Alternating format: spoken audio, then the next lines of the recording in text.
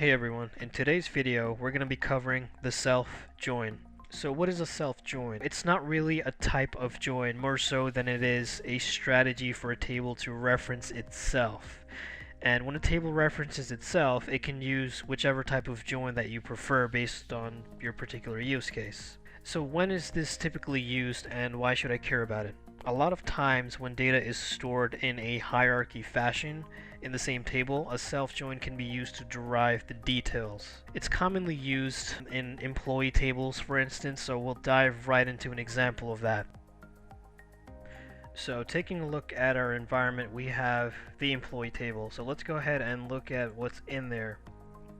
We have a list of 7 unique employees. We have the emp ID, of course, which is the primary key.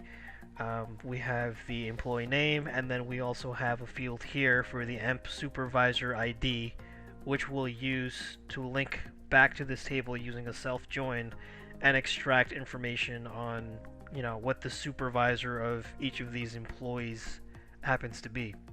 So to give you an example, we might have a requirement to see a list of all of our employees and their corresponding supervisors. And this is the only table we have to work with. Obviously, there's no information, there's no supervisor name column or anything like that here. We basically have to reference the table to itself to derive that information. So let's go ahead and form our query. So we're going to select from the employee table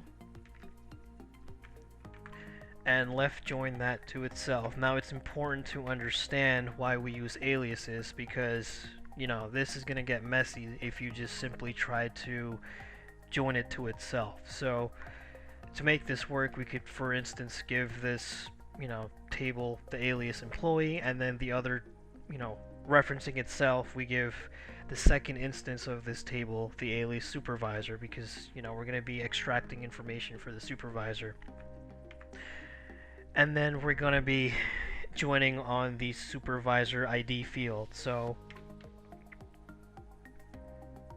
emp supervisor ID equals, because this is the base table, the employee table, right? So we want to say supervisor ID equals, and then we're going to be connecting to the emp ID on, the new supervisor table.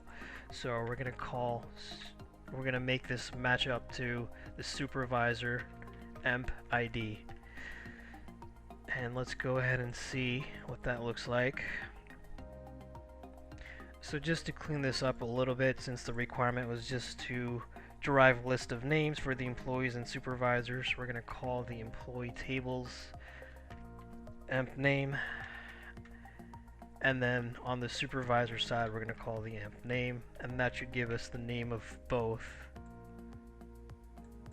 We're going to give this an alias just to avoid the confusion. So supervisor name, and this is the output we get. So again, we have the entire list of 7 of our employees. So these would be the employees. The respective supervisor would be in this column. So as you could see, these 3 employees roll up to Anita, who is their supervisor, and obviously Karen rolls up to Holden, who also happens to be a supervisor based on this hierarchy, and then both of these supervisors roll up to Grace. Grace doesn't roll up to anyone, so I assume she might be the CEO or something like that. But this is a typical use case for when you would use a self-join. So hopefully you guys found this helpful. If so, please give the video a like. If there's anything we could do to improve your experience in the future, please let us know in a comment below. We appreciate your time. Thank you for watching, and we'll see you in the next one.